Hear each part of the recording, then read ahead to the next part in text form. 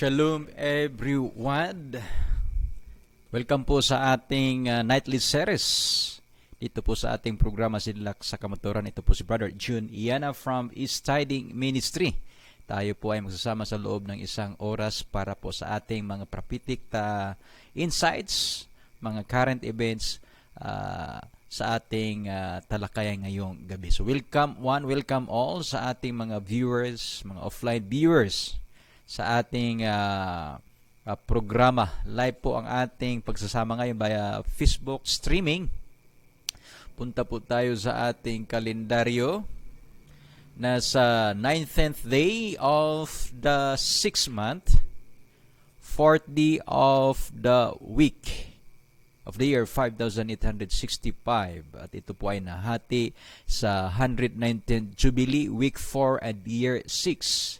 Ito ay may katumbas na pizza mula sunset ng Wednesday, September 14 hanggang sunset ng Thursday, September 15, year 2022. At ang oras natin is 31 minutes from sunset, and ito ay katumbas na pizza oras sa Gregorian na kalendaryo, alas 4 po ng gabi. So welcome once again sa ating nightly series, sa ating mga talakayan, sa ating mga prophetic insight, sa ating updates po patungkol po sa time of the end. So maraming salamat sa ating mga viewers, sa ating studying ministry na naging kabahagi po sa ating media broadcast, at sa ating mga viewers. Kung kayo po ay may mga katanungan, just comment down below, or maaari po kayo mag-notify kung gusto nyo ng live na cross-examination o mga dialogo para mas maunawaan po natin ang ating mga talakayan, lalo't patungkol po sa Bible calendar. So ang Study Ministry, ito po ay nag-advocate at nagtuturo sa tinatawag natin Biblical Sabbath, the 7th day of the week based on season. Hindi po siya nakabase sa 7 continuous weekly cycle na siyang gamit po sa Gregorian calendar. So wala po na isang bersikulo na ating makikita magsuporta po from Genesis to Revelation na magpatotoo na yung 7th day of the week ay obserba natin base po sa 7 continuous weekly cycle. Ang mayroon po sa Biblia nakasulat 6 working days, Sabbath, at saka New Moon. At yan po ay pinatotohanan sa mga Bible history. At ating inuulit na yung Sabbath po natin ngayon, yung weekly Sabbath at saka yearly Sabbath, yan po ay dumating sa atin, hindi po base sa mga sabi-sabi o ayon sa mga scholar o ayon sa pagtuturo ng Roman Catholic Church na nagsasabi during the Old Law, Saturday was the day sanctified, at ayon sa kanilang kalendaryo na Saturday is the 7th day, at ayon sa kanilang katekismo, at ayon sa mga scholar at mga diksyonaryo. Hindi po ganon. Ang Biblical Sabbath ay dumating po sa ating kapanahonan, at ito po ay napreserbar sa tinatawag natin Bible history. At isa na niyan ang tinatawag natin Passover crucifixion, na yung yearly at saka weekly Sabbath naka-interlock po sa isang biblical history. Yan po ang Passover crucifixion na nangyari sa 14th day of the first month of the year. Sa popular theology is 300 sa 31 AD. Pero yan po ang ating natalakay sa patungkol po sa Year of the World. Yan po ay sa year 34 AD. So yan po ang ating mga talakayan, at yan po ang ating inuulit-ulit na mga topiko para po tayo ay ma-invite, at para po tayo ay yung ibig sabihin tayo po ay magkaroon po ng sapat na panahon para pag-aralan po ang tinatawag natin 7th-day Sabbath, which is the science of Yahuwah. Sa ating mga viewers, kasama natin ngayon si Sister Risa Paigna and Sister Flor, at sa lahat ng mga offline viewers saan mang dako sa mundo, tayo po ay nanalangin na andyan po kayo sa mabuting kalagayan. And please like and share sa ating 7 East Tiding Ministry. Available po yung ating mga downloads and mga replays dito po sa ating Facebook feeds at sa ating Facebook account. Just comment and like and share para po sa ating mga talakayan. So ito po yung pag-usapan natin ngayong gabi.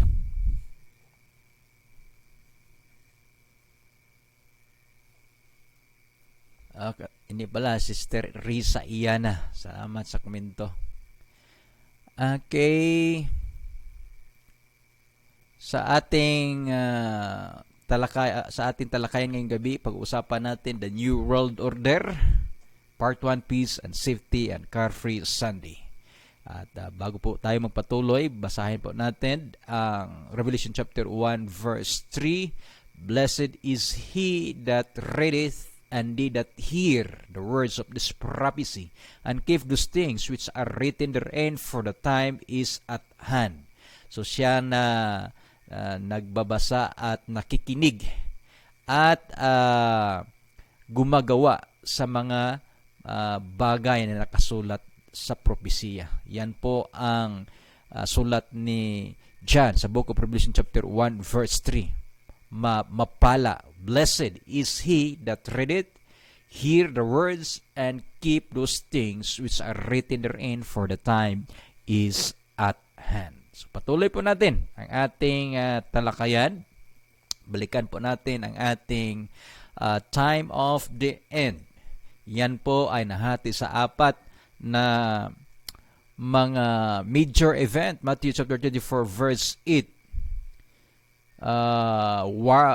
The beginning of sorrows, Matthew chapter 24 verse 14 and 15, the three angels' messages, the gospel preaching, at ito po ay kasunod niyan ang tinatawag natin the Matthew chapter 15, the abomination that make it desolate, at ang Matthew chapter 24 verse 21, great tribulation, seventh last plague, and Matthew chapter 24 verse 30, the second coming.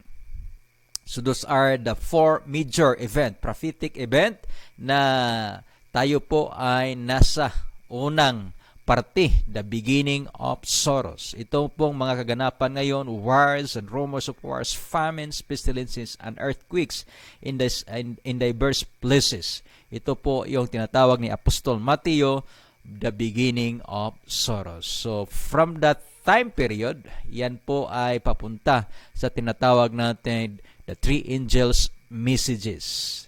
Yan po ang sequence. Yan po ay isinulat in advance para po tayo ay mahanda at mabigyan po ng sapat na panahon para po tayo ay makapag-desisyon kung saan ba talaga tayo papanig.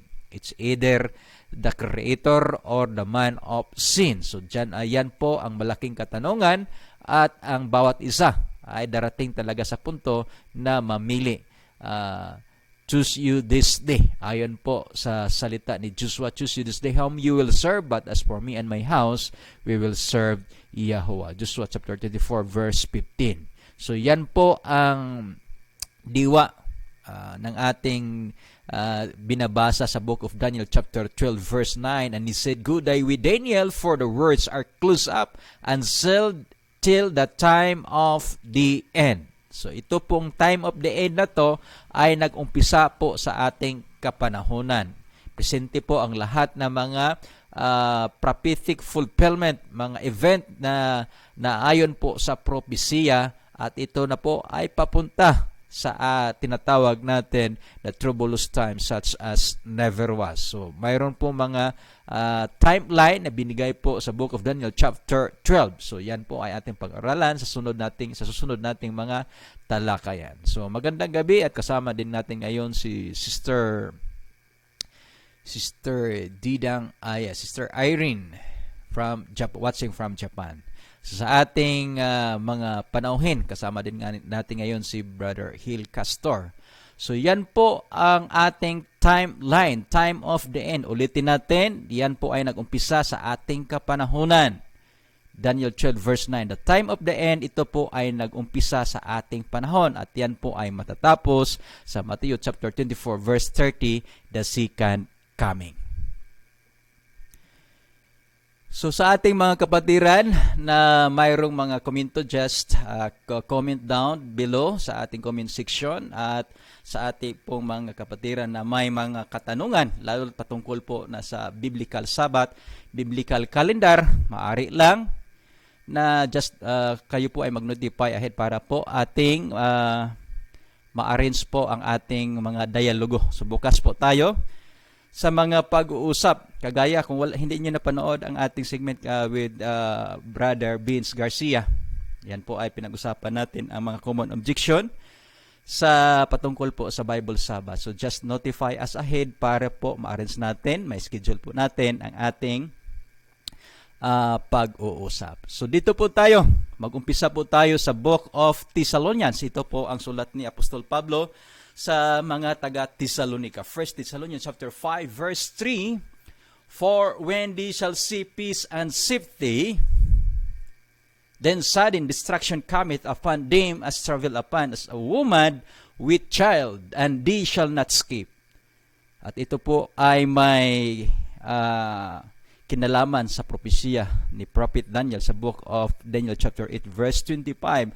"And through his policy also he shall cause crop to prosper in his hand, and he shall magnify in his heart, and by peace he shall destroy many.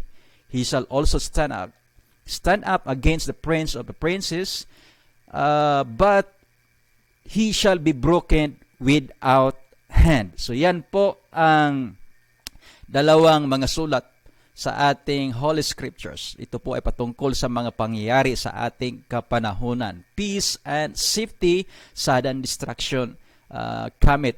At dito naman po sa book of Daniel chapter 8 verse 25, "And by peace he shall destroy many." So pag-aralan natin kung sino po ang tinutumbok ni Daniel na he shall destroy many.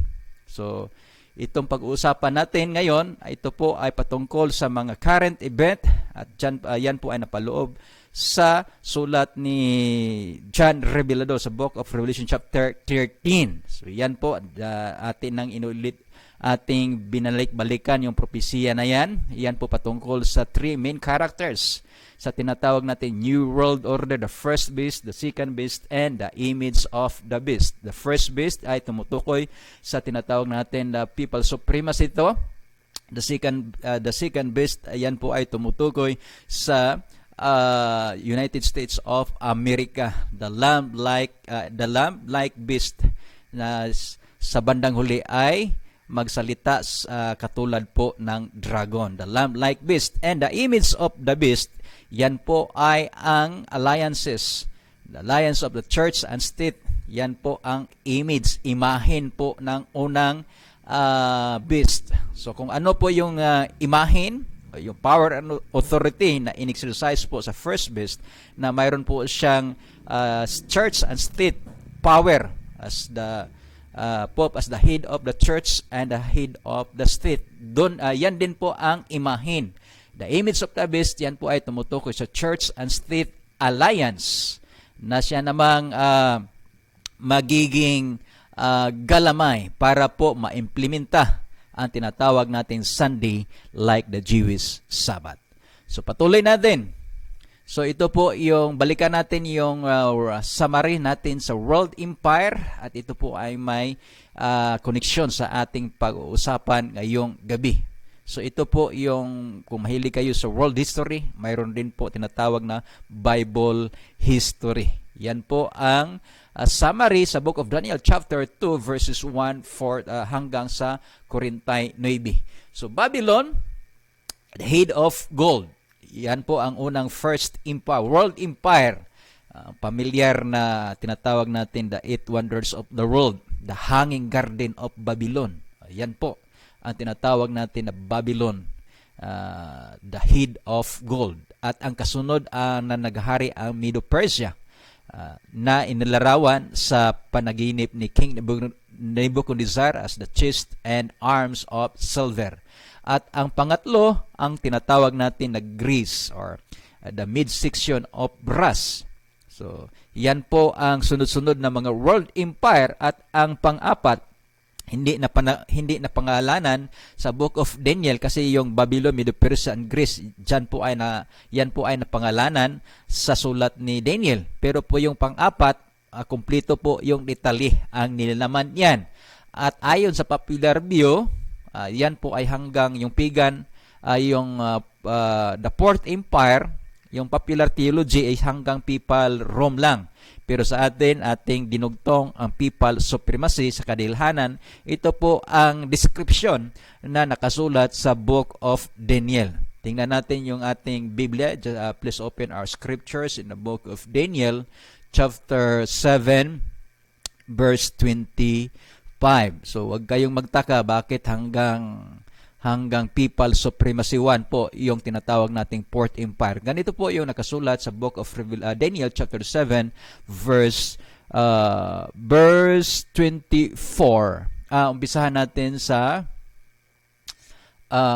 verse 23. Sa talatang 23, ganito po ang pagkasabi ni Propeta Daniel. Thus he said, the fourth beast shall be the fourth kingdom upon the earth. So dito po natin kinuha na ang ibig sabihin ng salitang beast in the prophetic symbol, yan po ay tumutukoy sa kingdom upon the earth, which shall be diverse from all kingdoms. So yan po ay tumutukoy sa Babylon, Medo-Persia and Greece, and shall devour the whole earth, shall tread it down and break it in pieces.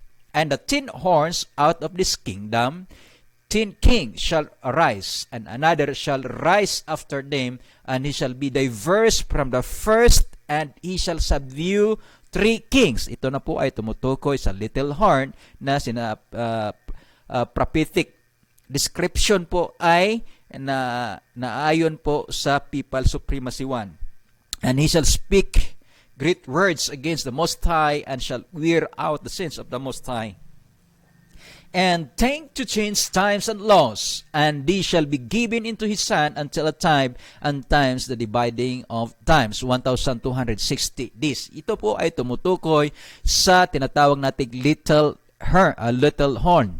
So ito po ang dahilan bakit sa ating presentation po sa ating slide, yung pagan to papal Rome, yan po ang paghahari ng Fourth Kingdom. So, kasi nagsishift po from pagan Rome, nagiging papal Rome. At yan po ay natapos ang paghahari noong 1798. Isa sa mga general ni Berthier, general ni Napoleon Bonaparte, ang dumakip sa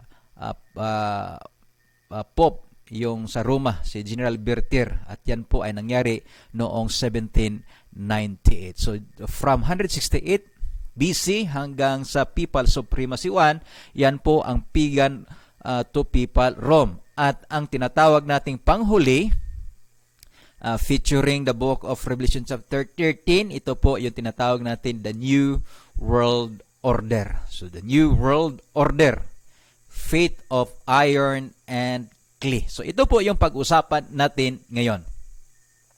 So New World Order, and whereas thou sawest iron mixed with merry clay, they shall mingle themselves with the seed of men, but they shall not cleave one to another, even as iron is not mixed with clay. Ito po yung panghuli na nakita ni King Nebuchadnezzar, na binigyan po ng kahulugan ni Prophet Daniel, ang sunod-sunod na mga world empire.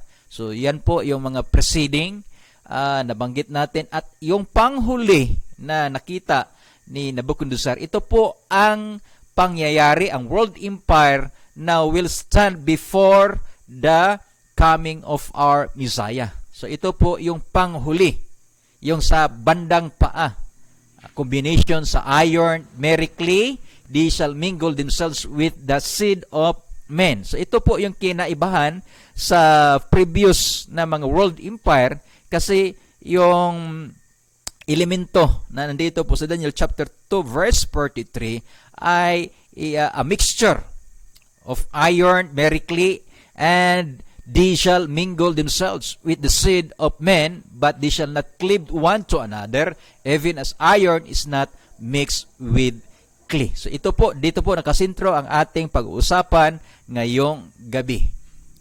So magandang gabi po sa ating kapatid, Brother Jing Alamag. So New World Order. Ang New World Order, ayon po sa Wikipedia, hindi po itong tinatawag na conspiracy theory.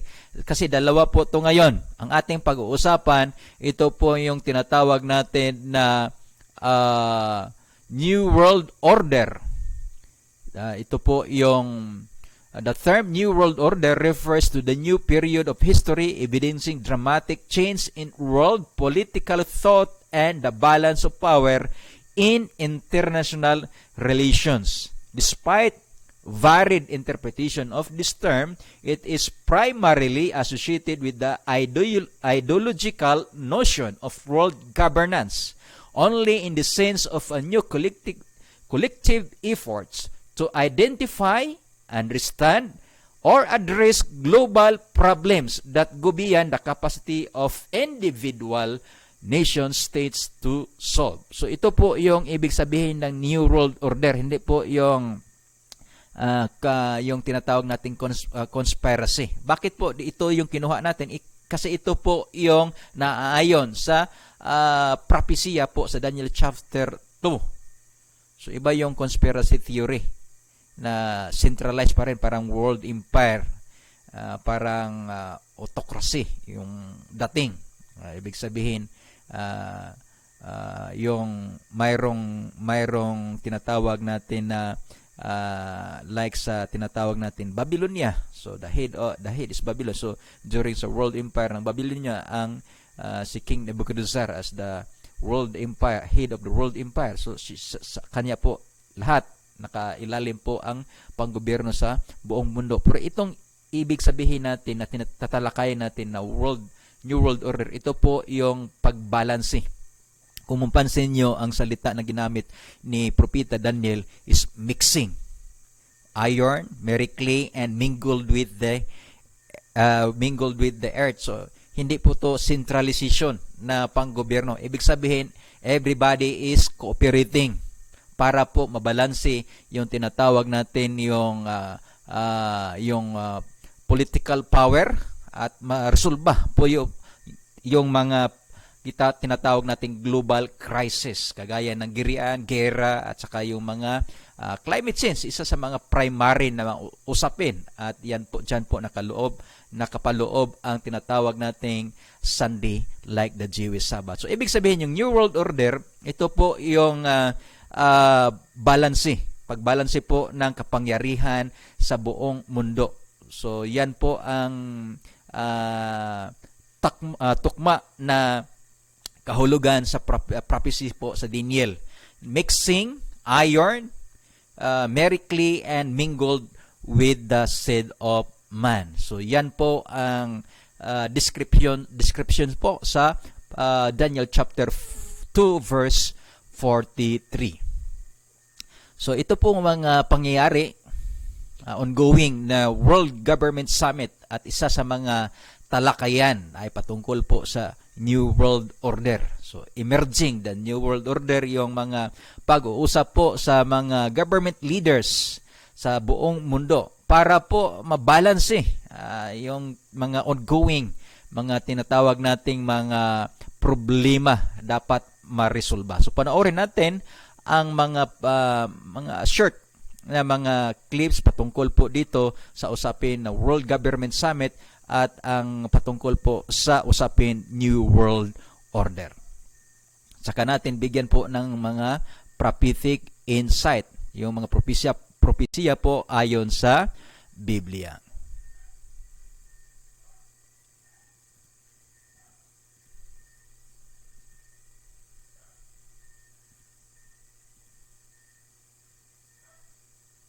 The main problem is, if you think of the technology is 21st century, 26th.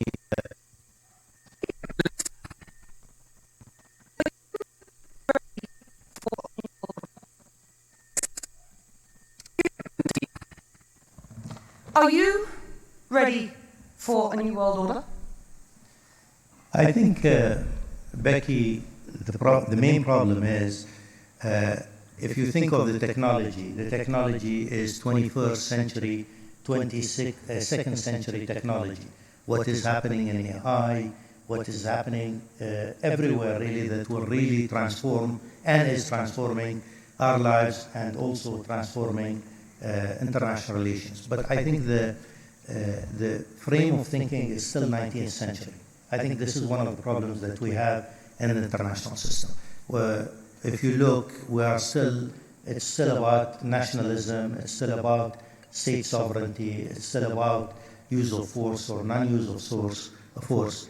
And I think this is one of the major issues as we try to bridge really what is mentally, governing international relations with the 19th century mode of thinking, but at the same time with technology fast ahead of us in the curve. That I think will be a major problem.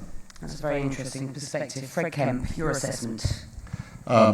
So, my mentor on issues of world order is Henry Kissinger, so I'll try to channel him, and forgive me, Dr. Kissinger.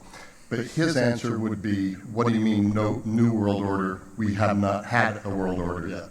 What we've had a Western order that was imposed on the world.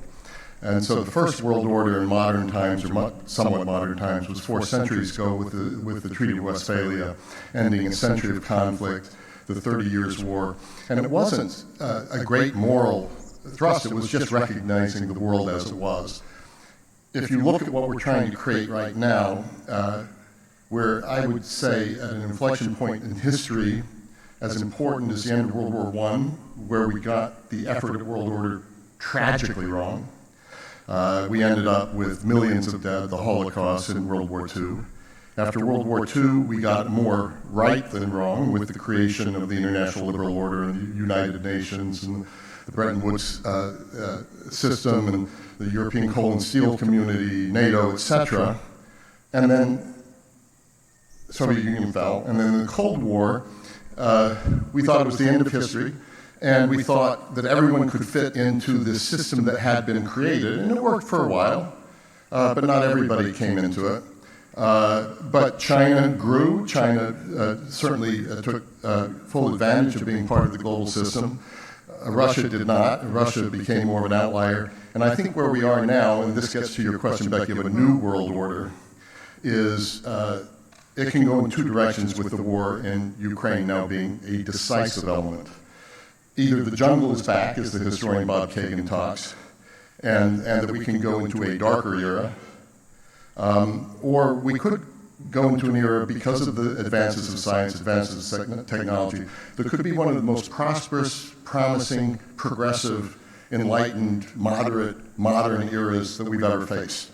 And I think we're in a moment where that's being decided, and I think the importance of the Ukraine issue is that it's a fulcrum for this, and how the world manages this and comes out of this is going to have far-reaching consequences that go beyond Ukraine. Thank you. So yan po, pwede nyo tapusin kasi medyo mahaba po yung pag-uusap sa World's Government Summit. So isang segment lang po patungkol sa katanungan, are we ready for the new world order? So ibig sabihin, ito po yung pag-uusap ng mga world leaders patungkol po sa crisis na nangyari sa buong mundo. So, ang main purpose po na tinatawag nating New World Order is to seek peace. Peace and safety. Yan po ang pinaka-primary na kumbaga ating isummarize po yung mahabang pag-uusap na yan. Ang sanlibutan po ay naghahanap ng tinatawag natin kapayapaan, peace and prosperity. Yan po ang ating binasa sa 1 Thessalonians. Basahin po natin ulit yung 1 Thessalonians na nakasulat po, sulat ni Pablo. For when they shall see peace and safety, sudden destruction. So ito po yung tema ng tinatawag natin, bakit magkaroon po ng tinatawag nating New World Order, sa kadahilahanan sa tinatawag natin na peace and safety, kapayapaan at seguridad.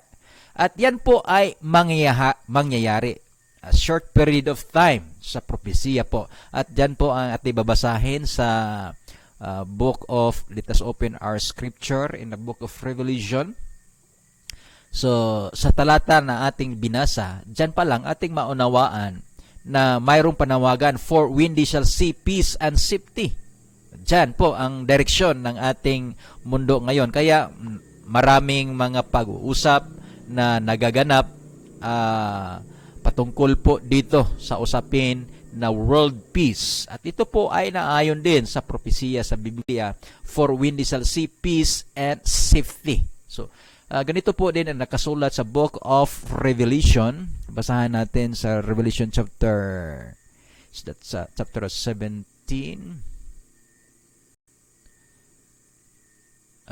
Buksan po natin yung aklat natin, yung Biblia natin sa Book of Revelation. Chapter 17, verse sa talatang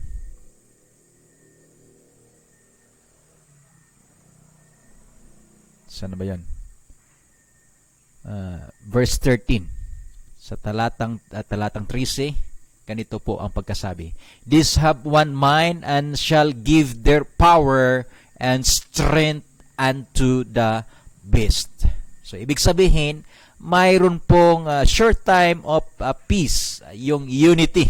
Another word sa tinatawag natin na peace, that is prosperity. So, balikan natin yung 1 Thessalonians chapter 5 verse 3. Puntahan natin yung sulat ni Pablo. 1 Thessalonians chapter 5 verse 3. Ganito po ang nakasabi. Yung salita na peace, another word po niyan sa Griego, yung Greek word sa salitang peace, yan po ay eranai, na ibig sabihin that is prosperity. Yan po ang another word, peace and safety. At yung salitang safety naman, ayan po ay security. In literal sense, that is security. Security. So, yan po ang tema ng mundo ngayon, seeking peace and safety. Ito po yung mga pag-uusap na nangyari sa ating kapanahunan ngayon sa ating mga world leaders. At ito po ay naayon sa propesiya sa Biblia. Peace and safety. Then sudden destruction cometh upon them as the travel upon woman with child, and they shall not escape. So, bakit magkaroon po ng sudden destruction? Samantala, yung hinahanap nila, mga kapatid, ay kapayapaan at seguridad. So, yan po ang ating pag-usapan. So, patuloy po natin, bago po tayo magbigay po ng prophetic insight patungkol po sa mga pangyayari. So, yan po ang ongoing na World Government Summit. So, mahaba po yan. Nag-umpisa po yan sa Marso yata. Yung patungkol po dyan sa, sa World Government Summit. At dito po ang pag-usapan natin ay ang tinatawag natin na Green Sabbath. So, anong kinalaman ng sa usaping kapayapaan patungkol po sa Green Sabbath? So, one emission free day per week can make a profound impact on climate change.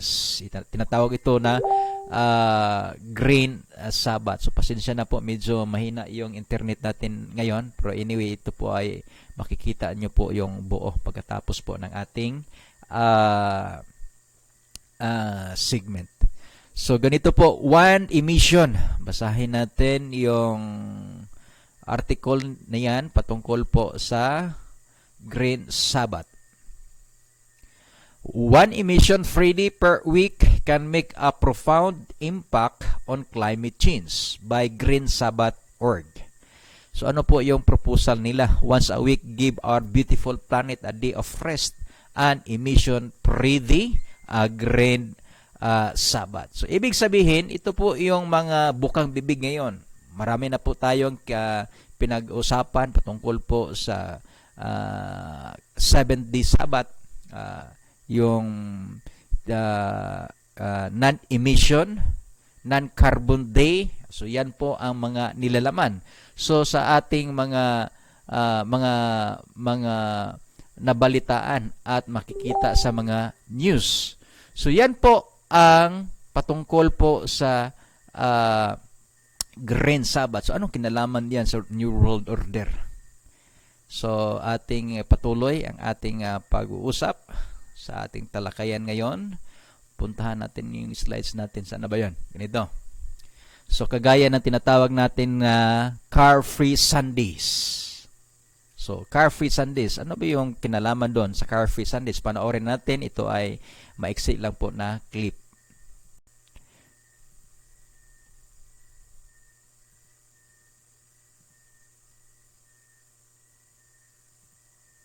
A new level of climate insanity taking root while prices at the pump crush the American people. The International Energy Agency has put out this ridiculous 10-point plan to help reduce global oil demand. Ready? Some of their absurd suggestions include cities going car-free on Sundays, traveling by train instead of flying, and only allowing people to drive private cars every other day. So, Greg, if you want to go to San Francisco, I think a train might be the best I would love option. to do that. Imagine how pleasant that would be on Amtrak, just Yes. right across the country. I'd meet so many interesting people and probably get killed by them. None of these draconian measures affect people in the city. It's just to punish the rubes in the Napansin niyo mga kapatid ang sinabi niya, draconian measures. Yan po. Although under plea of goodness. Kumbaga yung proposal na yan, under plea of goodness para po sa ikabubuti. At alam na natin kung saan po yan ang galing na pag-iisip. Yan po ang tinatawag natin na isa sa mga backbone sa usapin na Paris Agreement. Yan po ang encyclical letter Laudato Si of the Holy Father Francis on care for our common home. So ito po yung Treaty of Paris na pinag-usapan at yung pong pangyayari na tinatawag natin na accession of the Vatican to the UN last July 8, accession sa United Nations. At ito po ay nakapaloob sa usapin na climate change. So yung proposal po patungkol sa tinatawag natin car-free during Sunday, yung Green Sabbath na yan, yung non-carbon day, yan po ay although yung pang-upisa ay hindi pa tinatawag natin na stricto kasi ayon sa kanila kahit anong araw basta isang araw sa isang linggo. At alam natin, yan po ay magdadala sa tinatawag natin na Sunday like the Jewish Sabbath. At yan po ay ating natalakay kung bakit ang buong sanlibutan ay tatanggap sa tinatawag nating Sunday like the Jewish Sabbath. Ito po ay nakapaloob sa sulat na encyclical letter sa page 237. Ganito po ang pagkasulat. On Sunday, our participation in the Eucharist has a special importance. Sunday like the Jewish Sabbath is meant to be a day which heals our relationship with Elohim ourselves, with others, and with the world. The law of the weekly rest forbid work on the seventh day, so that your ox and your donkey may have rest, and the son of your maidservant and the stranger may be refreshed. So ito po yung nakasulat.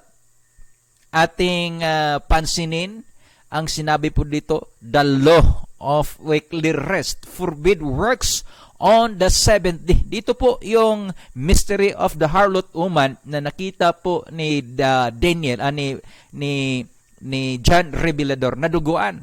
Pero when he looked at the second time, he saw the woman and he admired with great admiration. Ganito po ang nakita ni John. Basahan natin. Lagyan natin ng kunting emphasis po yung nakita ni John sa Book of Revelation chapter 17. Kung mapansin ninyo dito sa nakasulat sa verse 5,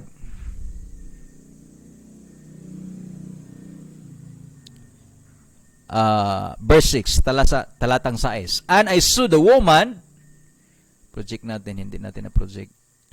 And I saw the woman drunken with the blood of the saints and with the blood of the martyrs of Yahushua. And when I saw her, ito po yung the second time na kanyang nakita, I wondered with great admiration. So, si John naka-admire po. At ganito din ang sinabi sa Kapitulo 13 po sa Book of Revelation,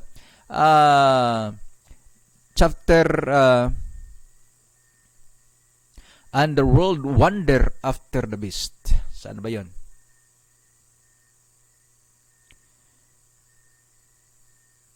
Wonder.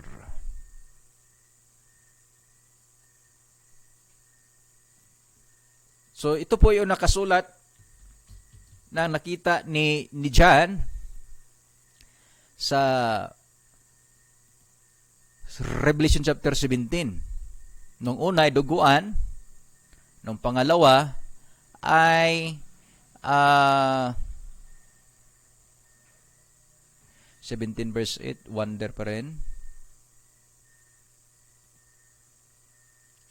Ganito po yun nakasulat. And the beast that thou sawest was and is not, and he shall ascend out of the bottomless pit and go into the perdition, and they that dwell on the earth shall wonder. Shall wonder whose names were not written in the book of life from the foundation of the world. So, yung nakita ni John, siya po ay sabi po ni John, I wonder with great admiration. Ganito din po ang description sa 17 verse 8. Ang buong mundo and all and they that dwell on the earth shall wonder. So after the beast. So ito po yung pangyayari na the serpent, yung tinatawag natin na the first beast, siya po ang magiging mangulo po sa tinatawag natin na reformation para po ma-unite ang buong mundo sa tinatawag natin na Mark of the Beast, Sunday like the Jewish Sabbath.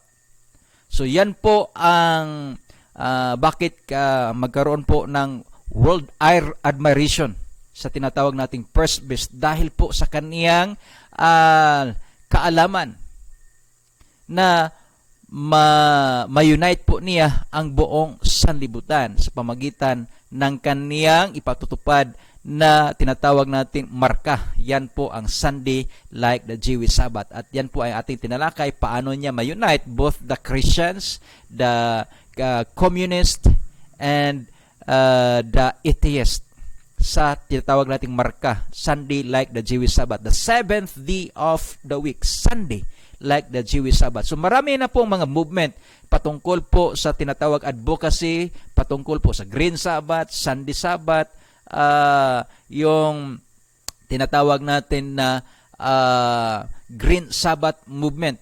Yan po ay direksyon papunta po dito sa encyclical letter na tinatawag natin Sunday like the Jewish Sabbath. So, yung kaniyang pagiging wise, ito po ang magiging dahilan kung bakit ang buong mundo shall wonder, and even Prophet John wonder here with great admiration. So, yan po ang nakita ni Propeta John. Bakit po? Ito po sa kadahilanan kaniyang ma-unite ang buong mundo sa tinatawag natin sa kanyang marka na ipatutupad Sunday like the Jewish Sabbath. At yan po ay ating natalakay kung paano niya gagawin ang tinatawag nating the strong delusion, Sunday like the Jewish Sabbath. Yan po ay mangyayari pag yung unang araw, yung Sunday, ay ilipat na po at ilagay, put in the place on the seventh day. Then the device of Satan will be perfected. Sunday like the Jewish Sabbath. That is the most and strong delusion that will unite the whole world. At in the name of safety sa usaping na tinatawag nating climate change. So Sunday like the Jewish Sabbath ang isa sa mga primary solusyon para po ma-unite at ma-resolba ang tinatawag natin na crisis sa buong mundo. Yan po ay holistic approach. Kung napansinin natin yung page 237, that is a holistic approach ang sinulat po ng papado. Ganito po, Sunday, like the Jewish Sabbath, is meant to be the day which heals our relationship with Elohim, that is spiritual, with ourselves, that is physical, mental, with others, that is social, and with the world, that is the Mother Earth. Yan po ang mga pangunahing usapin ngayon patungkol po sa climate change. Anti-terrorism, yung terrorism, yan po ang healing patungkol po sa ating isipan. So, ganun po ang kaniyang konsepto sa tinatawag nating Sunday like the Jewish Sabbath. Ito po yung safety na kaakibat sa tinatawag natin na peace and safety. Yung New World Order. Ito po yung tinatawag na Last World Empire na tatayo bago po ang tinatawag nating Second Coming. Ang magdala po sa tinatawag natin na destruction, papunta po sa strong universal destruction, sa kadilahanan na yung hinahanap nila is peace and safety, pero ito po ay magdala sa tinatawag natin na destruction, universal apostasy and universal destruction that will lead to the troublous time, the seventh last plague spoken by Prophet John in the book of Revelation chapter 16. Sa kadilahanan ng batas na to, ito po ay apostasya. Ito po ang kasalanan na ang ating Elohim, Aba Yahuwah, ay kaniyang kaniyang tinatawag na ang kaniyang warning na nakasulat po sa book of Revelation chapter 14 verse 13, the threatening warning, if anyone worship the beast and his image and receive the mark of the beast shall, basahin natin para ating mas klaro po sa book of Revelation chapter 14 verse 19 hanggang sa talatang Gs. And the third angel followed with him, saying with a loud voice, project natin, ganito po ang nakasulat, if any man worship the beast and his image and receive his mark in his forehead or in his hand, the same shall drink of the wine of the wrath of Elohim, which is poured out, a mixture into the cup of his indignation. So, ibig sabihin, ito po ang batas na hinahanap ng tinatawag nating New World Order para makamtan ang tinatawag nating kapayapaan at seguridad. Ito po ang magdala sa tinatawag nating universal destruction, the mark of the beast, Sunday like the Jewish Sabbath. Instead na ito po ay dinisenyo na isang batas para magpreserba po sa buhay ng tao, ito po ay magdala sa tinatawag natin na destruction. Ganito po yung warning. The same shall drink of the wine of the wrath of Elohim. So yan po ay tumutukoy sa seventh last plague. So bakit magkaroon po ng seventh last plague? Dahil po sa Sunday like the Jewish Sabbath. So ito po yung mga current movement ngayon na ito po ay papunta sa tinatawag natin Revelation chapter 13. The mark or the image of the beast and the mark of the beast. So ito po yung controversy na mangyayari sa ating kapanahonan. So yung mga galawan, yung movement ngayon, yung mga key participants po sa Revelation chapter 13, makikita natin, abangan natin yung World Summit na gaganapin sa Egypt at saka yung church and yung Interfaith movement, sila po ay akyat sa kasabay niya ang pag-akyat nila sa Mount Sinai. So those are prophetic landmarks para po maunawaan natin at hayagan na mas simplified po yung mga propesya sa Book of Revelation. So those are events. So sa pangyayaring ito, yung tinatawag natin na Sunday like the Jewish Sabbath, ito yung solusyon na ibinigay po ng first beast. At ang buong mundo ay sasang-ayon dito sa kadilhanan na sa paniniwala na ito po ay makapagbigay po ng tinatawag na kapayapaan. And sad to say, ito po yung masaklap na katotohanan na there is no peace apart from our Elohim Yahuwah. So, pag yung tinatawag natin na peace and safety, hahanapin natin base po sa tinatawag natin na mga batas dito sa lupa. Ito tinatawag na mga like sa tinatawag natin na yung human rights. So there is no righteousness upon afar from our Elohim.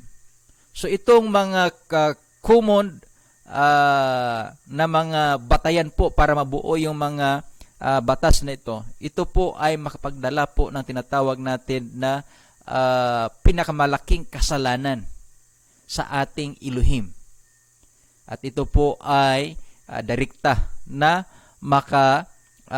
makapagbigay po ng tinatawag natin na apostasya.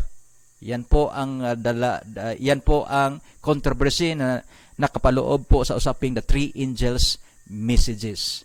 So, yung kapayapaan at seguridad ay ito po ay mahanap lang natin pag ating hanapin sa ating Elohim. Kaya nga tinatawag siya na the King of Peace. At ganito po yung konklusyon sa isa sa tinatawag natin pinaka wise na hari, si King Solomon. Ganito po yung pagkasabi niya sa Book of Ecclesiastes chapter 12 verse 13. Let us hear the conclusion of the whole matter. Fear Elohim and keep His commandments, for this is the whole of man. So, kung pansinin natin, kung familiar tayo sa King James Version, yung salitang duty that is added, yung mga naka-italic po, that is added word po sa translator, pero kung ibalik natin sa original na tinatawag natin na pagkasulat, tanggalin natin yung salitang duty, dyan po natin makikita ang conclusion, yung tunay na conclusion po ni King Solomon. Ating unawain na yung buong mundo ay naghahanap po ng kapayapaan. Everyone, ang bawat isa po ay naghahanap po ng kapayapaan. Kasi individual, tayo po ay naghanap din ng kapayapaan, peace of mind, kaligayahan. At yan po ang buong sanlibutan naghahanap din. Peace, pero hindi natin yan mahanap maliban pag tayo po ay papasok sa kanyang kubinat. At ganito po yung conclusion. Si King Solomon, siya po ay naghanap ng kaniyang ng kapayapaan. Peace, yung mga bagay na makapagbigay po ng yung satisfaction sa kaniyang buhay. Kaya nga mapansin natin sa Ecclesiastes, yung bungad ng yung unang chapter, ang sabi po niya, vanity of all vanity. At sa bandang huli, ganito po yung pagkasabi niya, let us hear the conclusion of the whole matter, fear Elohim and keep His commandments, for this is the whole of man. So dito po tayo pupokus sa tingnan natin yung salitang whole na sinasabi dito. Yung salitang whole na yan, galing po yan sa Strong Concordance sa Hebrew na it's 3634, na yan po ay mayroong primitive root ng ibig sabihin ay perfect, that is to complete, perfect, make perfect. So ibig sabihin ito po yung makapagbigay sa atin ng completeness, yung kaniyang tinatawag na covenant, yung 10 commandments na yan. Yan po ang sekreto para po mahanap natin ang tinatawag natin na kapayapaan. Ito po yung makapagbigay sa atin ng satisfaction, the true happiness na ating hinahanap, at sa buong mundo, kapayapaan at seguridad. Dito po, pag tayo po ay papasok sa kaniyang tinatawag na covenant. That is the 10 commandments, para po tayo ay kagaya ng sulat ni King Solomon, this is the whole of man. Diyan natin makikita, pag tanggalin yung salitang duty na yan, makikita natin yung true beauty, yung tunay na kahulugan po sa talatang yan. For this is the whole of man. Ito po ang makapagbigay kompleto sa tao, ang kaniyang tinatawag na covenant, the 10 commandments. Ito po yung secret of happiness. Yung ating mga world leaders ngayon, They are seeking for peace and safety. When they shall see peace and safety, sudden destruction will come. Bakit po? Ang kanilang ginawa na tinatawag natin na solution, Sunday like the Jewish Sabbath, that is the apostasy. Yan po ang batas na magdala po sa tinatawag nating universal apostasy. And Elohim will remember the sin of the Babylon. So yan po ang dahilan. So yung batas na yan na hinahanap ng buong sanlibutan at sa pangunguna po ng first beast, yan po ang magdala sa tinatawag natin na global destruction.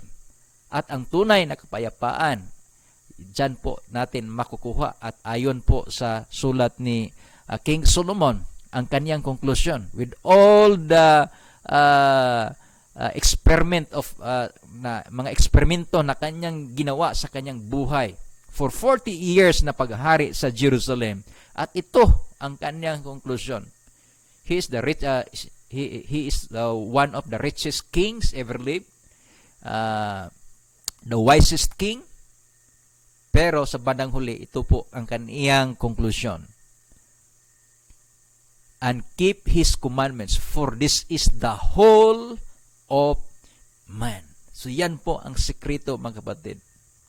Babalik po tayo sa kaniyang commandment. That is the divine rights. Instead of human rights, there is no true happiness and peace and safety apart from divine rights. That is the covenant of our Elohim, the 10 commandments. And that is the promise of our Elohim. Ayon po sa nakasulat sa kasi ito po yung solusyon. Ito po talaga yung real na solusyon sa ating buhay ngayon. Ito po yung sinulat ni Pablo sa book of Hebrews chapter 10 verse 16. Ganito po ang pagkasulat ni Pablo. This is the covenant. Project natin yung Biblia sa verse 16. This is the covenant that I will make with them after those days, saith Yahuwah. I will put my laws into their hearts, and in their minds will I write them. And their sins and iniquities will I remember no more. So yan po ang magandang, napakagandang sulat ni Pablo patungkol po sa covenant ng ating Elohim, that He will write into our hearts the laws, the commandment. Yan po ang tinatawag nating solusyon para mahanap natin ang tunay na kapayapaan sa ating sarili at sa buong mundo. At pansinin natin ang propesiya na sinasabi ni Pablo. When they shall see peace and safety, anong kasunod? Sudden destruction will come. Kaya ati pong unawain ang mga propesiya para po tayo ay mahanda sa ating hinaharap. So, ayon po sa talatang 7, kapitulo 7, sa talatang 2, to whom also Abraham gave tenth part of all, first being by interpretation of King of Righteousness, and after that also King of Salem, which is King of Peace.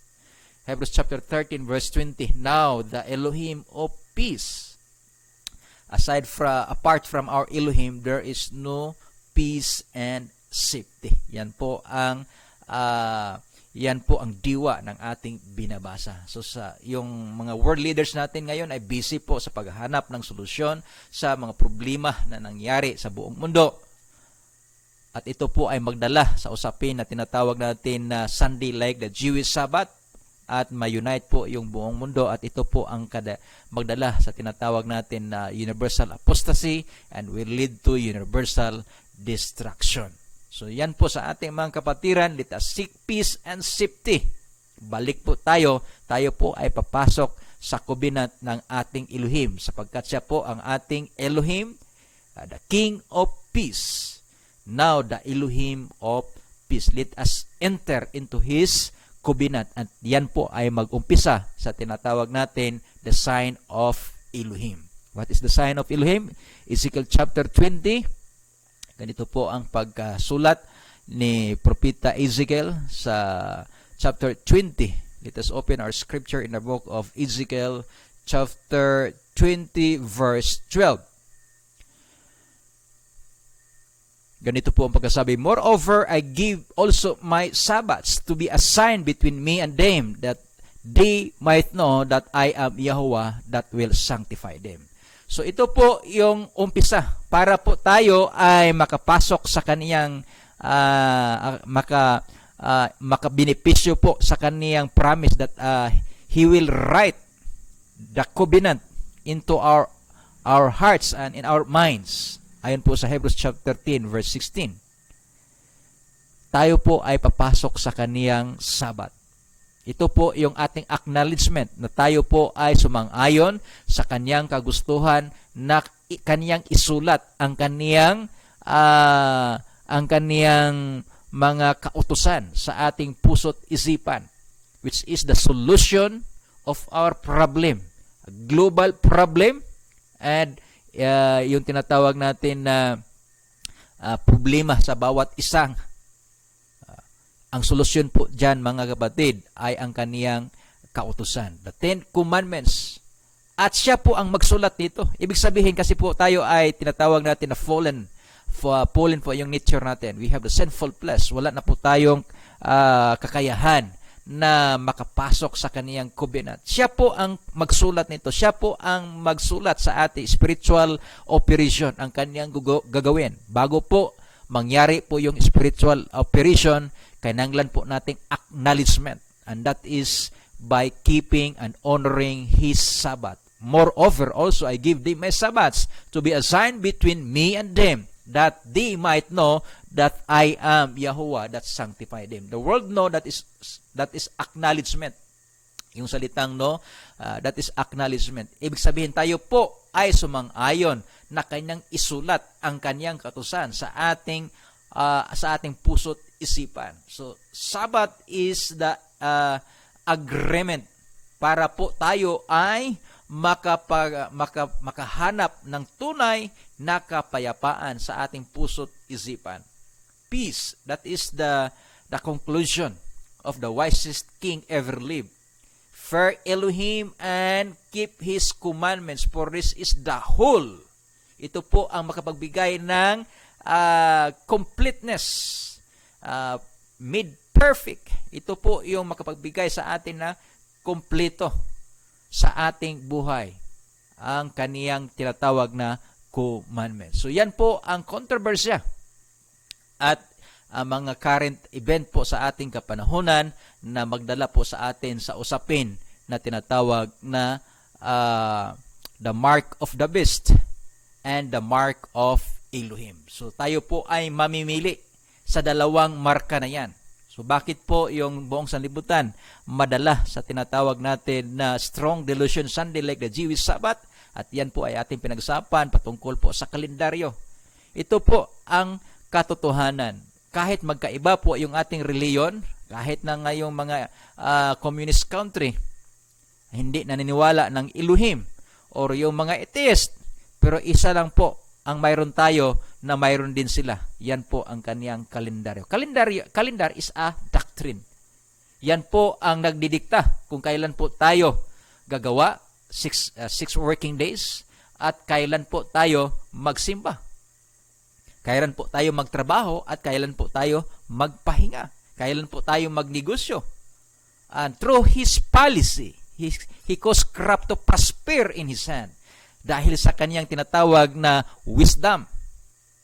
Kahit magkaiba-iba tayo ng paniniwala, we have something one in common, that is the calendar of the papacy. The Gregorian calendar becomes the religious and international, the civil calendar. ISO calendar, that is galing pa rin yan sa tinatawag na Gregorian calendar. At yan po ang mag-unite po sa buong mundo, Sunday like the Jewish Sabbath, the strong delusion that will lead the whole world into captive, receiving the mark of the beast, and that is the wonderful destruction. Bakit po? Perfect rhyme when there is a willing victim and a happy offender. Kaya nga, the whole world shall wonder after the beast, and even John admire with great admiration nang nakita niya ang babae, the harlot woman in the book of Revelation chapter 17. So yan po mga kapatid ang ating ulit-ulit na pinag-uusapan patungkol po sa tinatawag natin the appointed time of Elohim. So yung usapin na tinatawag peace and safety, tinatawag natin na kapayapaan at seguridad, yan po ay magdala sa atin ang the last world empire, the new world order, at dyan po ang mangyayari ang tinatawag natin na Sunday like the Jewish Sabbath in the book of Revelation chapter 14. Yan po ang pinakamalaking usapin at tayo po ay mamili. Darating tayo sa punto talaga na mamili. At ayon po sa sabi ni Joshua, choose you this day whom you will serve. Saan ba tayo ayon? Ayon ba tayo sa ating Creator? At ayon tayo sa man of sin? So choose you this day. Kaya po ang advocacy natin ay ating binabalik-balikan ang patungkol po sa kalendaryo na ito kasi ito po ang the strong delusion na tinutukoy ni Pablo. The strong delusion na maglinlang sa buong mundo, na magdala po sa pagtanggap sa kaniyang tinatawag na mark of the beast. So ito po ang isa sa mga advocacy ng tinatawag na sa ating striding ministry, sa ating striding family, ang maihayag po ang katotohanan patungkol po sa tinatawag natin na biblical calendar, ang kapanahunan ng ating Elohim. So yan po ang ating sentro, yan po ang sentro sa ating ministry, at tayo po ay bukas sa mga katanungan sa ating mga kapatiran, lalo't na sa Saturday Sabbath Keepers. Ito lang po ang ating katanungan. Ito po ang malaking hamon. Wala po tayong mababasa na isang talata o diwa sa Biblia from Genesis to Revelation na sumuporta sa tinatawag natin 7 continuous weekly cycle. Ni isang talata, kahit diwa, wala tayong mabasa sa Biblia. And all the Bible history, ang kasaysayan po sa Biblia ay magpatotoo na yung cycle po sa Biblia is 6 working days, Sabbath at saka new moon. At ang weekly Sabbath ay ating i-celebrate base po sa season, appointed time, hindi po sa 7 continuous weekly cycle. Kaya kung mayroon kayong mga katanungan patungkol po dyan, just comment or just notify us ahead para po sa mga dialogo. Mayroon po tayong bukas po tayo sa live cross-examination. Tayo po ay nagagalak na magbigay po ng mga kasagutan sa inyong mga katanungan. Just notify us ahead para ma-arrange po natin. So kung hindi niyo napanood yung segment patungkol po sa live QA with questions and answers with Brother Vince Garcia. So, ganun po ang ating gagawin. Kung kayo po ay interesado, so just notify us ahead para po matalakay natin ang inyong mga katanungan. At once again, maraming salamat sa ating mga live viewers na kasama natin ngayon, at sa ating mga offline viewers. Please like and share sa ating mga talakayan sa Facebook and sa 7 Striding Ministry. Available po yung ating mga uploaded videos. Hindi na yung nag-update yung natin. Pasensya na, hindi natin mabasa lahat yung watching Eric Halina. At sa lahat ng ating mga viewers, hindi natin, medyo mahina yung signal natin ngayon. So, maraming salamat sa ating mga viewers at sa ating Striding family na naging bahagi po sa ating nightly series para po tayo makapaghatid ng mga prophetic insights at tayo po ay mahanda sa ating hinaharap. So, ulitin natin na ang propesiya sa ating kapanahunan, ito po ay nangyayari at nagsimula na po sa Matthew chapter 24 verse 8, the beginning of all sorrows. Andito na po tayo sa unang landmark sa chapter 24, Matthew chapter 24 verse 8. Yung 4 major events na yan na sinulat ni Apostol Mateo, at yan po ay pinatotohanan ni Propeta Daniel at saka Propeta John sa Book of Revelation. So literally ating makikita at ating maunawaan ang Book of Revelation dahil yung mga pangyayari ay andito na po nangyayari sa ating kapanahonan. So kung kayo po ay interesado, lalot na sa usapin sa tinatawag natin Biblical Sabbaths, ulitin natin, the Biblical Sabbath, yan po ay 7th day of the week based on season. Hindi po yan 7th day of the week kagaya ng 7 continuous weekly cycle ng Gregorian calendar. So, bukas po tayo sa inyong mga katanungan. Ulitin natin, bukas po tayo sa mga dialogo patungkol po sa usaping biblical calendar. So, maraming salamat once again sa ating mga kapatiran, sa ating mga viewers online at saka offline viewers, at sa ating mga kapatiran sa Studying Ministries. Maraming salamat ulit sa inyong suporta. So abangan niyo ang ating mga upcoming series, mga current updates po, mga prophetic insight patungkol po sa mga kaganapan sa ating mundo. And in the prophetic insights po, nakasulat po sa Book of Matthew in connection with Book of Daniel and Book of Revelation. So yan po ang ating nightly series tuwing gabi dito po sa ating programa Sidlak sa Kamatuoran sa Studying Ministry. So once again, tayo po ay magsasabi ayon po sa sulat ni Propeta Isaiah sa chapter 40 verse 3, the voice of him that crieth in the wilderness,